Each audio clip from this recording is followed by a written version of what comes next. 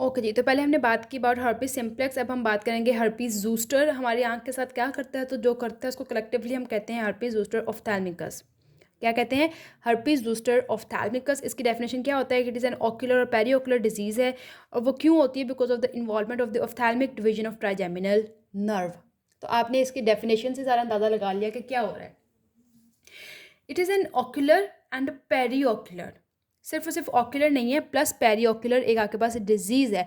और वो क्यों होती है? Because of the involvement of which division of thalmic division of the trigeminal nerve. ठीक है, तो आपको ये याद होना चाहिए कि आपके पास क्यों होता है ऑक्यूलर पेरीओक्यूलर डिजीज़, और क्यों हो रही है? Because of involvement of the ophthalmic division of trigeminal nerve. इसकी etiology क्या है हमें समझ में आ रही है। हर्पीज जूस्टर वायरस है आपके पास, ठीक है। ओके जी, हर्पीज जूस्टर वायरस है।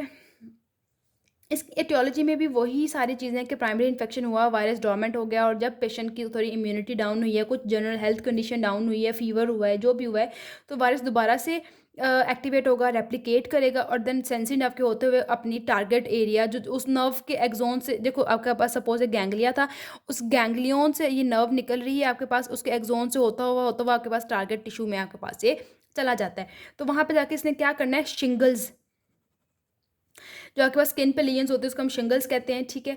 और जो आंखों पे करेगा उसको ऑफ्थैल्मिकस कहते हैं। नहीं नहीं नहीं नहीं, गलत हो गया। शिंगल और अच्छा ओके जी। अब इसकी मैकेनिज्म ऑफ डैमेज क्या होता है? मैकेनिज्म ऑफ डैमेज ये है कि सबसे पहले सेल्स को जाके इन्फिल्ट्रेट करेगा। आया आपके पास, ये सेल्स भरे हुए हैं, सेल्स के अंदर घुसेगा, सेल्स की इन्फिल्ट्रेशन करेगा, ठीक है। और सेल्स की जो है ना अराउंड जो वेजल्स होती हैं उसको क्या करेगा? वेस्कुलाइटिस कर देगा और इन्फ्लेमेटरी ग्रैनुलोमेटस रिएक्शन करेगा। तो आपके पास अब आपके पास हर्पीज जूस्टर वायरस अगर आता है, इसका मैकेनिज्म ऑफ डैमेज क्या होता है? सबसे पहले सेलुलर इन्फिल्ट्रेशन करता है, ठीक है। सेल्स भरे हुए हैं उनके अंदर आए, और सेल्स के अराउंड पे जो ब्लड वेसल्स होती हैं उनका क्या करेगा? वास्कुलाइटिस। और फिर आपके पास क्या करेगा? Granulomatous reaction.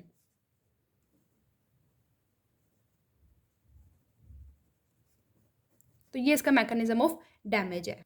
अच्छा, अब देखो इसके क्लिनिकल फीचर्स। क्लिनिकल फीचर्स में हमने बात की कि ओकुलर पेरीओकुलर लीजन है। तो पेरीओकुलर क्या चीज़ है? स्किन ही है, तो स्किन में लीजन्स अलग होती हैं, इसकी ओकुलर लीजन्स होती है, फिर आपके पास इसकी कुछ न्यूरोलॉजिकल कॉम्प्लिकेशंस होती हैं, राइट। तो ओकुलर लीजन्स, स्किन लीजन्स में देखो वेट, ये देखो अब क्या होगा आपके स्किन लीजन्स में, ये सारे के सारे आपके पास ये यूनिलैटरल। अब हमने बात की थी जो हर्पीज सिम्प्लेक्स था वो भी यूनिलैटरल था, अब जो हर्पीज जूस्टर है ये भी यूनिलैटरल से यूनिलैटरल आपके पास न्यूरैल्जिया करेगा। ये देखो, ये इतने ज़्यादा ये रैशेस बने हैं एक तरफ, ठीक है। रैशेस, वेजिकल्स ये सारे बन गए। ये वेजिकल्स क्या करेंगे? रप्चर करेंगे। जब रप्चर करेंगे यहाँ पे बहुत ज़्यादा क्रस्टिंग हो जाएगी, ठीक है। ये बात हो गई। ये सारे के सारे ये चीज़ें याद रखनी है आपने। तो स्किन पे का रीजन सबसे पहले यहाँ पे बहुत सीवियर पेन होती है, बहुत सीवियर पेन होती है, ठीक है। और ये रैशेस और वेजिकल्स बन गए हैं। अब जहाँ पे ये रैशेस बनेंगे, अगर आपको अप्रिशिएट कर सको तो यहाँ पे ये साथ साथ बहुत ज़्यादा रेडनेस भी ये मिल रही है। जो रैशेस के साथ वाले एरिया है वो बहुत ज़्यादा रेड हुए हैं, और हाथ लगाओगे पेशेंट को दर्द होगा, टेंडर है, तो आपके पास एडीमा और टेंडरनेस होगी, ठीक है। अब वो कह रहे हैं पहले के पहले सिर्फ और सिर्फ जो रैश थी ना वो पेरी ऑर्बिटल एडीमा हुआ था, वहाँ पे टेंडरनेस हुई थी, ठीक है। अब ये है कि हो सकता है कि ये फैल के दूसरी तरफ भी चला जाए, ये भी हो सकता है। तो आपके पास सबसे पहले एक्सट्रीम पेन होगी यहाँ पे यूनिलैटरल, ये सारे वेजिकल्स बनेंगे, रप्चर भी करके क्रस्टिंग हो सकती है यहाँ पे, और एडीमा और टेंडरनेस वगैरह होगा, ठीक है।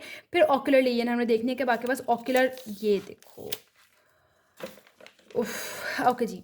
अब ऑक्यूलर लीजन में आपके पास कॉर्निया इन्वॉल्व है, तो एपिथेलियल केराटाइटिस और माइक्रोडेंड्रिटिक अल्सर्स। अभी हमने पीछे हर्पीज जो सिम्प्लेक्स था उसके डीडीज में पढ़ा था कि हमारे पास जो है वहाँ पे हर्पीज जोस्टर भी इसको हम कह सकते हैं। तो उसमें मतलब यहाँ पे हमारे पास माइक्रोडेंड्रिटिक अल्सर्स बनेंगे। सारे कॉर्निया में कितने किस्म के केराटाइटिस होते हैं अपने वो याद रखना। एपिथेलियल केराटाइटिस, फिलामेंट्री केराटाइटिस, न्यूमुलर है, डिसिफॉर्म केराटाइटिस है, ठीक है। याद करना क्या है इसको? Epithelial keratitis, filamentary keratitis, nummular keratitis and disciform keratitis, ठीक हो गया। एंड देन माइक्रोडेंड्रिटिक अल्सर, ये सारे कॉर्निया पे होते हैं। अब हमने बात किया था कि जो हर्पीज सिम्प्लेक्स थी वहाँ पे कॉर्निया की सेंसिटिविटी कम हो रही थी, यहाँ पे कॉर्निया की सेंसेशन कम हो गई है। तो सेंसिटिविटी जहाँ पे कम हो रही है और सेंसेशन, आई थिंक दोनों चीज़ें सेम है। कॉर्नियल सेंसिटिविटी कम थी, यहाँ पे कॉर्नियल की सेंसेशंस खत्म हो रही हैं। अच्छा देखो, अब कॉर्निया के अलावा कंजक्टिवा इन्वॉल्व होगा तो आपके पास कंजक्टिवाइटिस हो जाएगा, ठीक है। अब क्योंकि ये वायरस है तो फिर कौन सा कंजक्टिवाइटिस होगा? Yes, follicular. ओके जी।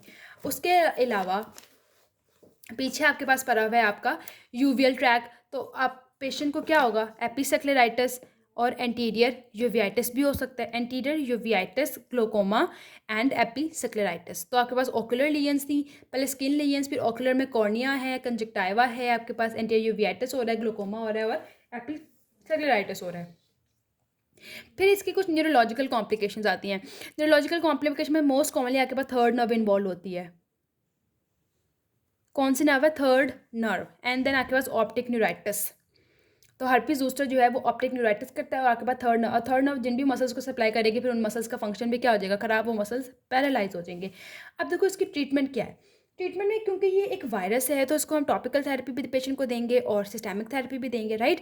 तो टॉपिकल थेरेपी में वही आपने एंटीवायरल दोगे, तो सिस्टेमिक थेरेपी में एसाइक्लोवीर, ठीक है। अब जब भी वायरस आता है, वायरस बहुत ज़्यादा पेनफुल होता है, तो हम उसके लिए एनाल्जेसिक्स देते हैं, और सेकेंडरी बैक्टीरियल इन्फेक्शन ना हो तो हम एंटीबायोटिक्स भी देते हैं, और पेशेंट को जो एडीमा और टेंडरनेस थी उसको रिलीव करने के लिए हम उसको स्टीरॉइड्स भी देते हैं, ठीक है। तो पेशेंट की कंप्लेन से ही आपका ट्रीटमेंट शुरू हो जाना चाहिए कि पेशेंट को वायरस था तो एसाइक्लोवीर, एनाल्जेसिक्स थी, पेन हो रही थी और बहुत ज़्यादा टेंडरनेस और एडीमा था तो हमने सिस्टेमिक स्टीरॉइड्स दे दी।